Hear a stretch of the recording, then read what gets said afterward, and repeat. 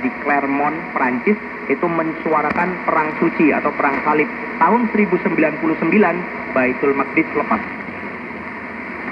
1099 sampai akhirnya Allah membangkitkan seseorang untuk kemudian mengambil kembali tanah itu kepada yang berhak, yaitu muslimin. Siapa? Salahuddin Al-Ayyubi tahun 1187, berarti lepas sekitar 88 tahun. Kemudian kembali di masa Salahuddin Al-Ayyubi. Mau diterusin? Terus sampai kapan ini kemudian bertahan? Sampai, ini panjang sekali. Bahkan ketika kemudian tahun 1500-an, ketika Islam ada di puncak peradabannya, menguasai 20 juta kilometer persegi dari sebelah barat Afrika sampai sebelah timur Indonesia. Jadi bukan dari Sabang sampai Merauke, tapi dari Maroko sampai Merauke. Umat Islam masih menjaga tanah ini dengan sangat damai, dengan banyak agama yang bisa ada di sana. Nah, suatu ketika di tahun 15-an ini, 1500-an ini, abad 16 ini, Yahudi, ingat tadi Yahudi diaspora terakhir, dia kocar-kacir kemana itu? Mereka mencoba mengumpulkan kekuatan dan kemudian meminta tanah itu kembali kepada penguasa Islam pada saat itu, nama khalifahnya Sulaiman Al-Qununi. Kalau teman-teman pernah lihat sinetron Abad Kejayaan, itu cerita tentang Al-Qununi yang dibuat-buat, padahal nggak begitu ceritanya. Nah, Sulaiman Al-Qununi ini berkata, ini bukan tanah kalian, ini tanah para muslimin yang disirangi oleh darah-darah perjuangan.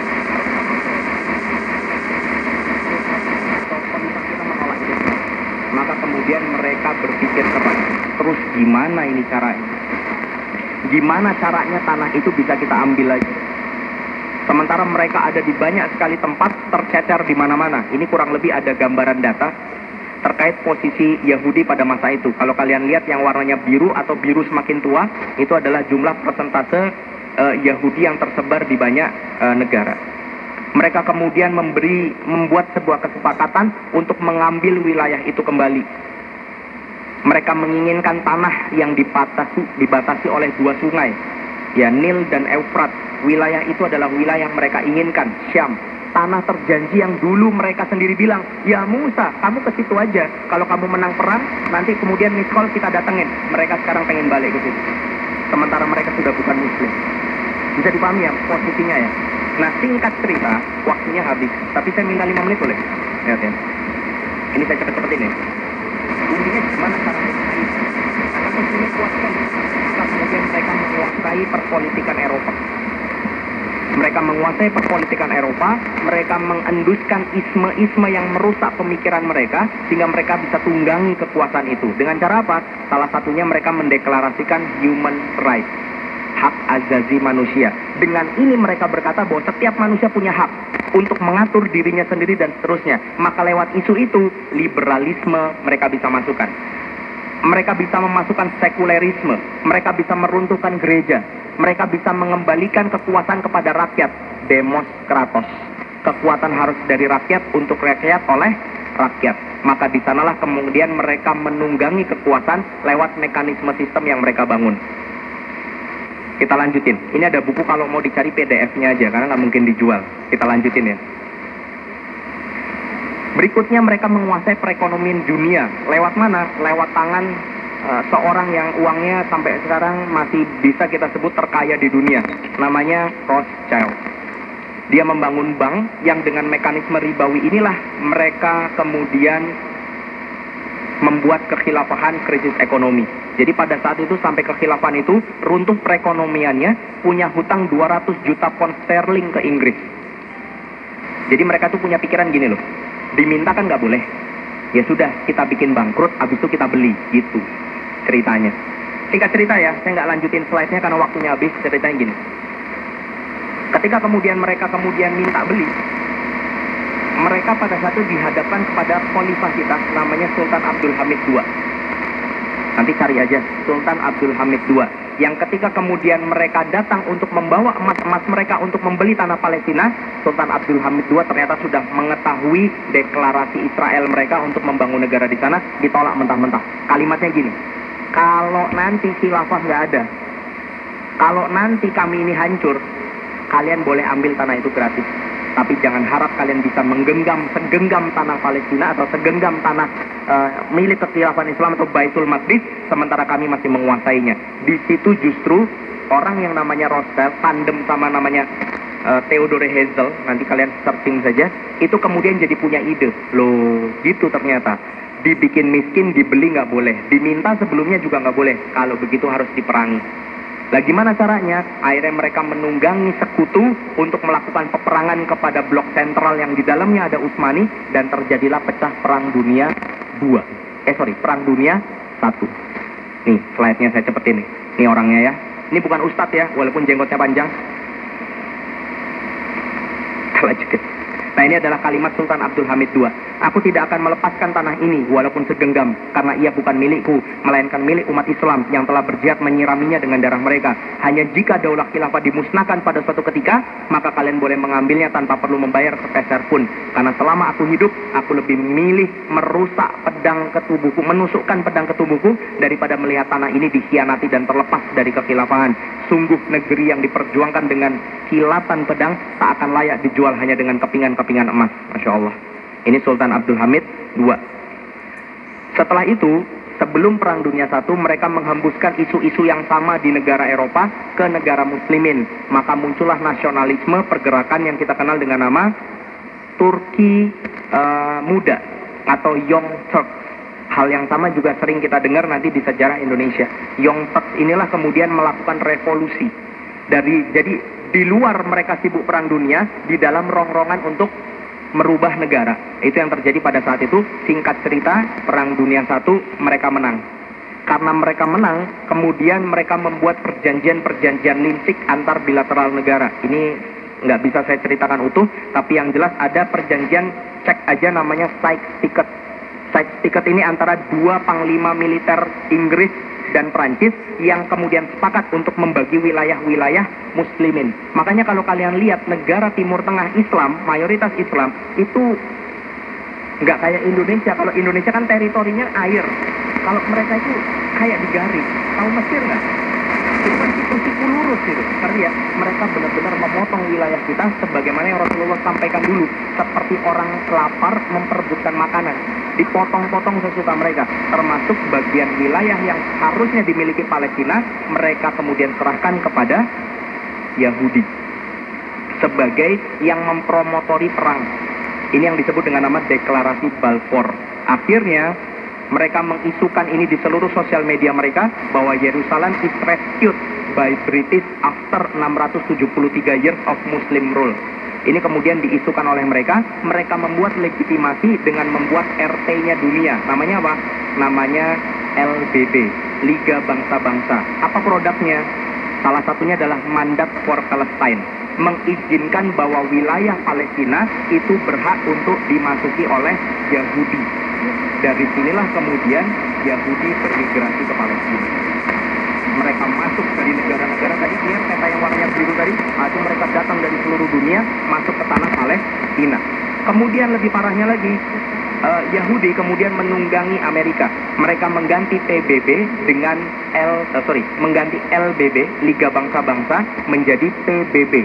Jadi dari League of Nations berubah menjadi United Nation. PBB ini kayak Pak RW-nya dunia, yang kemudian mengatakan kepada orang-orang di tanah Palestina, sudah, daripada kalian ribut antara Israel dan Palestina, kita bagi saja. Ini disebut dengan nama UN Partition Plan. Makanya sering tuh ada di story-story atau di timeline kita ya, ada maling datang ke rumah. Habis kemudian kita ribut sama malingnya, Pak RT datang, wes tol, jangan ribut, udah malam. Ya sudah, dibagi saja rumahnya, kamu lantai 2, kamu lantai 1. Kalian mau kalau begitu?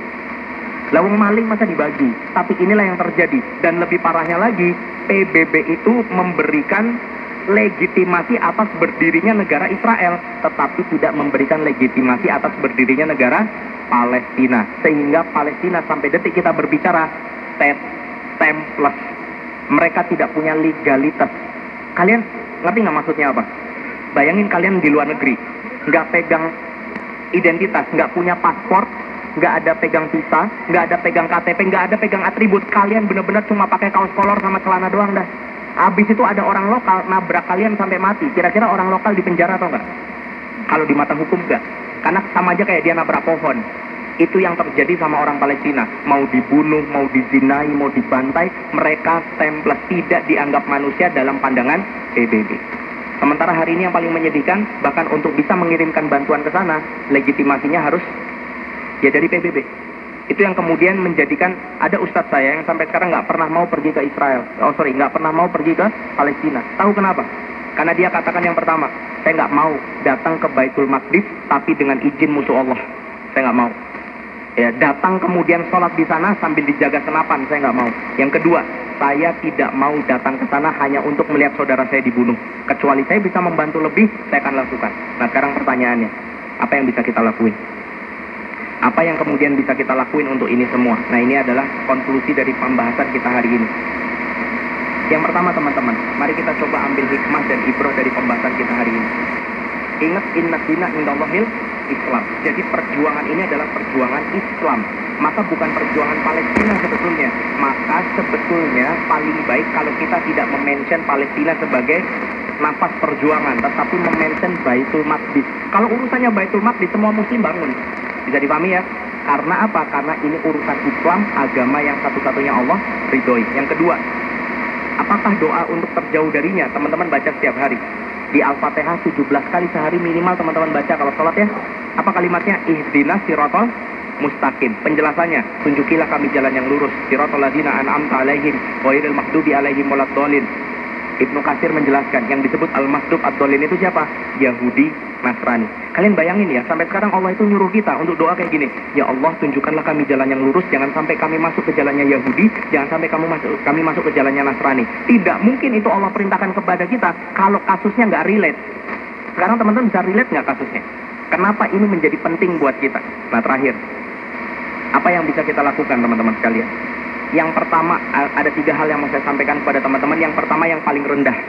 Bisa kemana saja. Ini kalau teman-teman mau bareng kita, jadi saya ada di Yuk Ngaji dan di Ngeslo, itu kerjasama bersama Shift Pemuda Hijrah untuk ngirim bantuan. Tinggal di scan barcode saja untuk kemudian ngirimkan donasi. Itu yang pertama. Ini yang paling rendah. Tapi tidak harus lewat sini ya. Lewat manapun yang teman-teman kemudian yakini, kemudian bisa sampai ke sana, donasilah. Ya walaupun ini bukan bagian yang terbaik. Lah kenapa mas bukan bagian yang terbaik? Kalian bayangin jadi warga Palestina. Kalian ditembak, tangan kalian patah misalkan. Kalian kemudian terjajah atau kalian kemudian kehilangan sanak keluarga yang paling kalian cintai. Kemudian 2 kontainer truk datang, pas dibuka perban, pas dibuka mie instan. Kira-kira kalian suka? Enggak. Makanya saya bilang ini bantuan, ini manfaat, tapi ini yang paling rendah yang bisa kita lakukan. Lah kenapa? Karena kalau saya jadi orang Palestina, yang saya harapkan ketika kontainer itu terbuka adalah turunnya pasukan-pasukan muslim dari berbagai negara untuk membantu mereka. Itu yang saya harapin kalau saya jadi mereka. Saya berharap dari tembok itu kemudian muncul tank-tanknya umat Islam. Pesawat-pesawatnya muslimin, itu yang saya harapkan. Tapi itu tidak akan pernah terjadi kalau kondisinya kita tidak pahamkan kepada orang. Maka yang terendah donasi, ini salah satu jalannya. Yang kedua, doa. Ini adalah senjatanya umat Islam. Ini adalah senjatanya umat Islam. Kita doakan orang-orang di sana agar istiqomah, agar tetap pada kekuatan imannya. Kita juga berdoa, semoga Allah tuntun pemimpin-pemimpin umat Islam untuk menyadari ini. Sehingga mereka sadar betapa besarnya amanah mereka, betapa besarnya hisab mereka ketika kekuatan mereka tidak digunakan untuk membela saudara sesama muslim. Oke lah, kalau susah banget ngomongin Islam, kemanusiaan aja. Kemanusiaan aja. Bukanlah kemerdekaan itu adalah hak setiap bangsa. Maka penjajahan di atas muka bumi harus, apakah dalam kalimat itu adalah maka kemerdekaan di atas Indonesia? Bukan kan? Kemerdekaan di atas apa? Oke, kita nggak usah ngomong Islam, kita ngomong hukum yang berlaku, kita ngomong dasar daripada hukum kita saja. Karena ini melanggar peri kemanusiaan dan peri keadilan. Itu aja udah. Itu harusnya menggerakkan pemimpin-pemimpin kita untuk concern ke situ. Yang ketiga, dan ini menurut saya yang paling dianjurkan, khususnya tadi saya sampaikan di depan ada salah satu ulama Gaza, Profesor Dr. Muhammad Al-Awaisi tadi, itu menyampaikan bahwa yang terpenting untuk kita lakukan sekarang, nomor 3 apa tadi? Donasi. Yang kedua apa? Doa. Yang ketiga, sebarkan informasi ini sebanyak mungkin orang. Sebarkan kedudukan permasalahan ini sebanyak mungkin orang. Lewat versi yang kalian suka, lewat cara yang kalian suka. Yang bisa bikin postingan ya bikin postingan, yang bikin podcast, bikin animasi ya boleh, ngobrol di warung kopi juga jadi. Tapi sebarkan informasi ini biar orang paham, biar tidak ada lagi yang kemudian Muslim sampai berani ngomong, kayaknya aku dukung Israel. Itu miris. Ngerti nggak maksudnya? Itu benar-benar berarti dia sama sekali tidak memahami kedudukannya. Sebarkan ini, karena ini tidak hanya bisa selesai dengan lisannya para ulama. Semua umat harus bergerak. Jadi ini adalah call to action yang sama sebetulnya. Ketika Nabi Musa membawa perintah Allah kepada umat Islam pada saat itu, ayo kita masuk ke sana. Apa kata mereka tadi? Kamu aja ke sana perang sama Tuhanmu. Begitu kan ya? Aku duduk-duduk doang di sini. Kan gitu kan ya? Jangan-jangan ini ayat untuk kita. Jangan-jangan ini ayat untuk kita. Ayat untuk seluruh umat Islam yang ketika diminta untuk membantu saudaranya di Palestina, untuk diminta hanya untuk berdonasi misalkan, untuk diminta hanya untuk mengangkat tangan atau menceritakan kejadian untuk sebanyak-banyaknya orang, nggak deh, gua ngeliat aja nih ceritanya bakal endingnya gimana. Jangan sampai ayat ini menjadikan kita sederajat dengan bani-bani yang zalim pada masa itu, umat-umat Islam yang salah pada saat itu. Allahu a'lam bishawab, teman-teman, itu yang bisa saya sampaikan. Tapi yang jelas semoga ini bermanfaat, dan kalau ada kritik saran boleh nanti bisa telegram saya di @wimaraditya atau bisa kemudian cek di Instagram saya. Terima kasih banyak, itu yang bisa saya sampaikan. Mohon maaf kalau overtime, dan terima kasih udah nunggu tadi. Wabillahi taufiq walhidayah. Nggak ada tanya jawab ya? Oke, terima kasih. Nanti kalau mungkin saya masih ada di sini, kalau ada yang mau nanya langsung di pojokan mana boleh. Tapi acaranya kita sudahi, kita akhiri dengan doa kifaratul majelis. Subhanakallahumma wa bihamdik, asyhadu an la ilaha illa anta, astaghfiruka wa atubu ilaik. Assalamualaikum warahmatullahi wabarakatuh. Alhamdulillah, dengan Fatimah atas ilmunya, semoga Fatimah Allah, kita keluarga, tim dan saudara semua senantiasa dilindungi dan dirahmati oleh Allah Subhanahu wa taala. Amin amin ya rabbal alamin. Dan semoga kita bisa